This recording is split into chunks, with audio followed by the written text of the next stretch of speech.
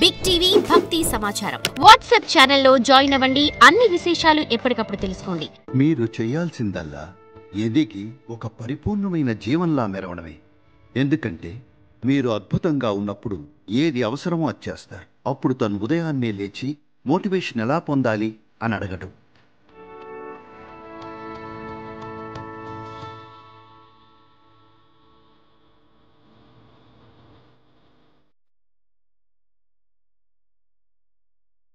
మీరు మోటివేషన్ పొందిన వ్యక్తిగా ఉండకూడదు. జనరల్గా సమ్మన్ ఈజ్ మోటివేటెడ్ అన్నప్పుడు దాని అర్థం వాళ్లకు ఒక సొంత ఎజెండా ఉందన్నమాట. జీవితానికి ఎటువంటి ఎజెండా లేదు. మీరు ఒక పరిపూర్ణమైన జీవంగా ఉండాలి. ఒక మిడత పరిపూర్ణమైన మిడతగా ఉండటానికి ప్రయత్నిస్తుంది. వానపాము పరిపూర్ణమైన వానపాముగా ఉండడానికి ప్రయత్నిస్తుంది. పక్షి పరిపూర్ణమైన పక్షిగా ఉండడానికి ప్రయత్నిస్తుంది. చెట్టు అంతే. మనిషి పరిపూర్ణమైన మనిషిగా మారడానికి ప్రయత్నించాలి. ఇంతే మనం చేయాల్సింది. కానీ మనలో ప్రతి ఒక్కరం సొంత ఎజెండాలను తయారు చేసుకుని రకరకాల పనులు చేస్తుంటాం. లేదు, మీరు కేవలం ఒక జీవం మాత్రమే. మిమ్మల్ని మీరంత సీరియస్గా తీసుకోకండి. ఎందుకంటే మనకంటే ముందు ఎంతోమంది వచ్చి వెళ్ళిపోయారు. అవునా కాదా? వాళ్ళంతా ఎక్కడ? ఆ జనమంతా వాళ్ళంతా తెలివి తక్కువ వాళ్ళనుకుంటున్నారా? వాళ్ళంతా తెలివి తక్కువ వాళ్ళని చనిపోయారని అనుకుంటున్నారా? లేదు, వాళ్ళు కూడా మీలాంటి వాళ్లే. బహుశా వాళ్ళు కూడా అధికారులు, రాజులు అయ్యుండొచ్చు. మీకంటే గొప్పవారు, అన్ని రకాల వాళ్ళు. ఇప్పుడంతా మట్టిలో కలిసిపోయారు. ఇది కూడా మట్టి అయిపోతుంది. కాస్త సమయం పడుతుందంతే. జీవితం అంటే చిన్న మెరుపు. మీ అబ్బాయి వయసు ఎంత సార్? 25. అంటే 27 ఏళ్ల క్రితం అతను ఎక్కడున్నాడు సార్? ఎవరైనా ఇక్కడ లేకపోతే వాళ్ళు చనిపోయారని అంటాం, అంతే కదా? 27 ఏళ్ల క్రితం అతను చనిపోయి ఉన్నాడు. అతనికి 100 ఏళ్ళిద్దాం. 80 ఏళ్ల తర్వాత అతను మళ్ళీ చనిపోయి ఉంటాడు. అవునా కాదా? మరి 27 ఏళ్ల క్రితం అతను ఎంతకాలంగా చనిపోయి ఉన్నాడు సార్?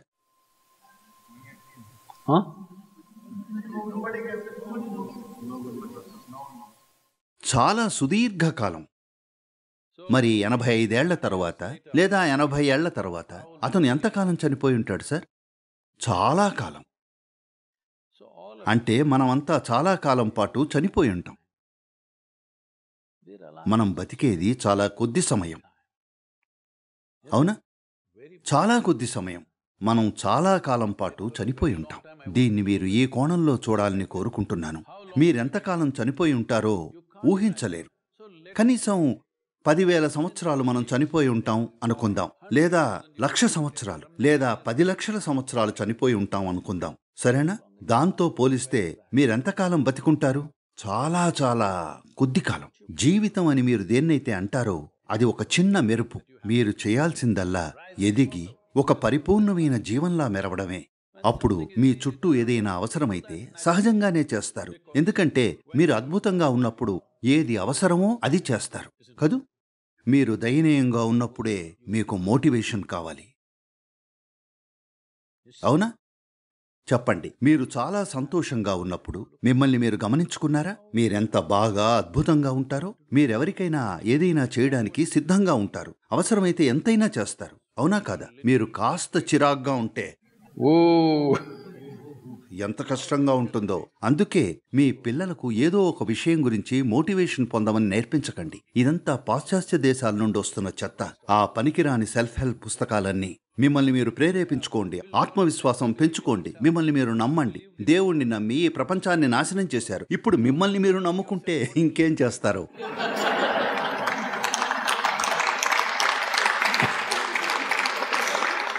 ఈ చెత్త అంతా పాశ్చాత్య దేశాల నుండి వస్తుంది. మీరు మోటివేషన్ పొందాల్సిన అవసరం లేదు.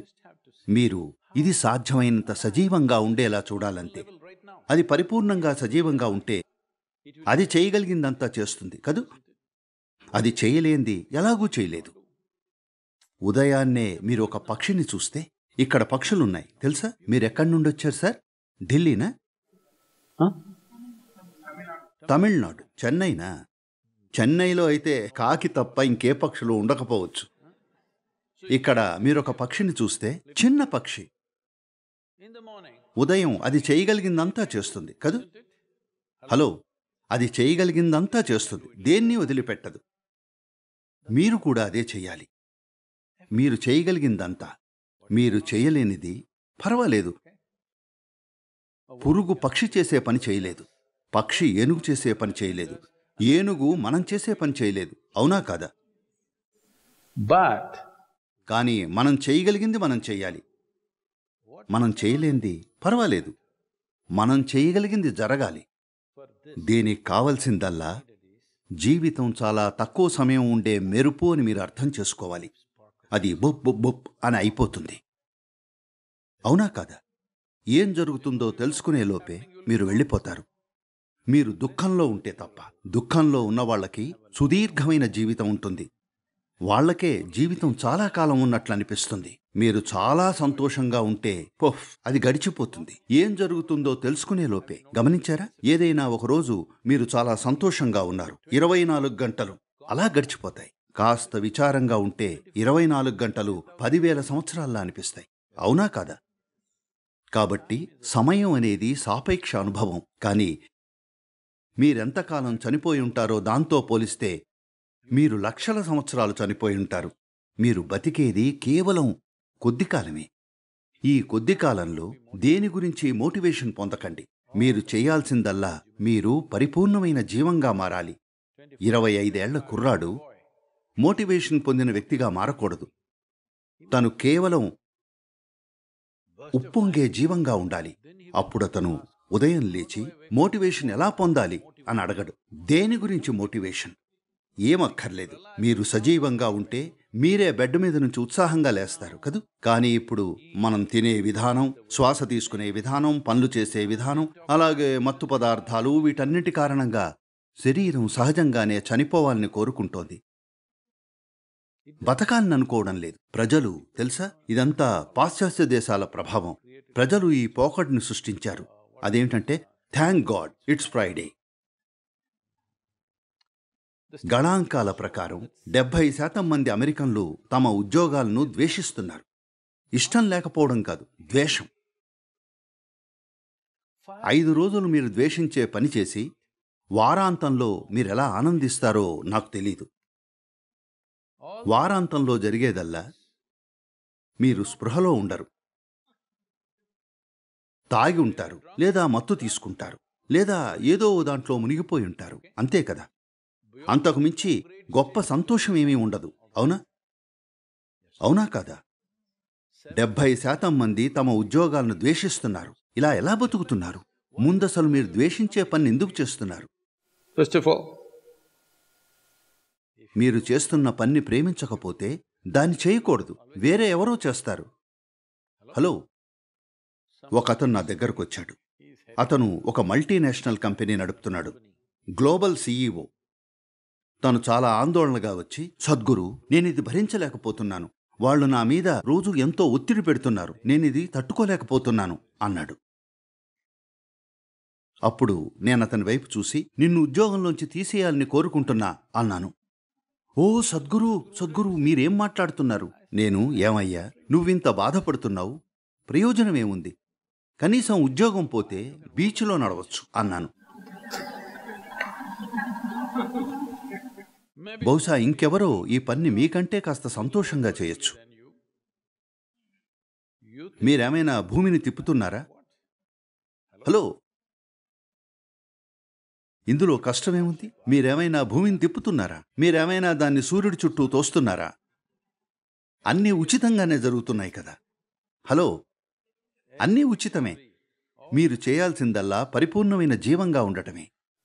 don't constipate yourself with మరి ఎక్కువ ఆలోచనలు, సిద్ధాంతాలు, నమ్మకాలు, పనికిమాలిన ఆలోచనలు, భావోద్వేగాలతో మిమ్మల్ని మీరు బంధించుకోకండి. వాటి వల్ల మీ సామర్థ్యం తగ్గిపోతుంది. లేదు, మీరెప్పుడూ మీ సామర్థ్యం కంటే తక్కువగా ఉండకూడదు కదూ. మీరు వేరే వాళ్లంత గొప్పగా ఉండాల్సిన అవసరం లేదు, అలా ఉండలేరు కూడా, ఎందుకంటే ప్రతి ఒక్కరూ వేరు. కానీ మీరు మీ సామర్థ్యం కంటే తక్కువగా ఉండకూడదు. కాబట్టి దీనికి మోటివేషన్ అవసరం లేదు, కావలసింది సజీవత్వం. 25 ఏళ్ల వయసులో మీరు పెద్దగా సజీవత్వంగా లేకపోతే కాస్త క్రాంకప్ చేయాలి.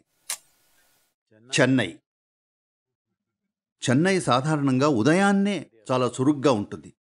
అది బెంగళూరులా కాదు. బెంగళూరు 10 గంటలకు మేల్కుంటుంది. చెన్నై 5 గంటలకే మేల్కుంటుంది. కాబట్టి మీ పిల్లలకు మోటివేషన్ ఇవ్వకండి. అది అవసరం లేదు. వాళ్ళు సంతోషంగా సజీవత్వంగా ఉండేలా చూడాలంతే. అప్పుడు వాళ్ల శరీరం, వాళ్ల తెలివితేటలు అత్యుత్తమంగా పనిచేస్తాయి. అయితే వాళ్ళు కేవలం సంతోషంగా ఉండి ఏ పని చేయకుండా ఉంటారా? మీరే చెప్పండి. మీరు సంతోషంగా ఉన్నప్పుడు ఎక్కువ పనులు చేయడానికి సిద్ధంగా ఉంటారా? లేక విచారంగా ఉన్నప్పుడు ఎక్కువ పనులు చేయడానికి సిద్ధంగా ఉంటారా? సంతోషంగా ఉన్నప్పుడు అవసరమైన ఏదైనా చేయడానికి మీరు సిద్ధంగా ఉంటారు. చాలా సంతోషంగా ఉన్నప్పుడు ఆహారం, నిద్ర మానేసి అవసరమైంది చేయడానికి సిద్ధంగా ఉంటారు కదూ. మీరు విచారంగా ఉన్నప్పుడు మీతో ఏదైనా చేయించడం ఎంత కష్టం, అవునా కాదా? So a wife sent a telegram. ఒక భార్య తన భర్తకు టెలిగ్రామ్ పంపింది. అతను 3 నెలల శిక్షణలో ఉన్నాడు. IAS తెలుసా? ఆమె టెలిగ్రామ్ పంపింది. ఆందోళన చెందడం మొదలుపెట్టు, మిగతా వివరాలు ఉత్తరంలో పంపిస్తా అని.